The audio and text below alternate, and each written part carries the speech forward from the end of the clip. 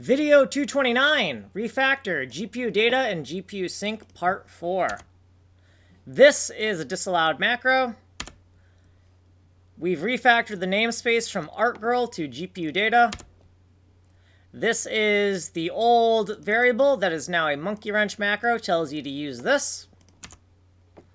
Gpudata ini, we're going to check to make sure that this context is null because we're about to create it here.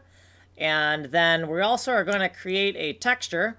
And this texture code was stolen from over here in ArtGirl ini. ArtGirl ini no longer creates the texture. Gpudata creates the texture. And the reason for that is Gpusync needs to know about the texture. The texture push function, the texture put function, is just a cut and paste from ArtGirl, and the name has just been refactored to reflect the new namespace. Gpudata tick, this code has been cut and pasted and slightly refactored. So it was from here originally in ArtGirl tick, and we've moved it up here. And we still need to do the non-stupid update, but right now we're just checking to see if it's dirty and pushing up the whole goddamn thing.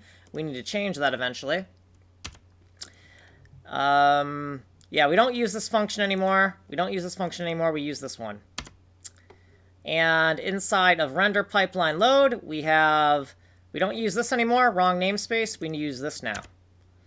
And this was moved. We're inside of ArtGirl tick.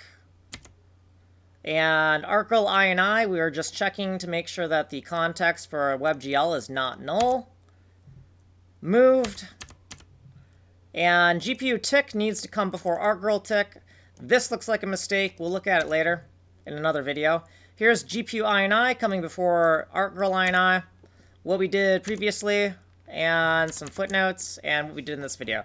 And we're out of time. So we gotta go. Video 229.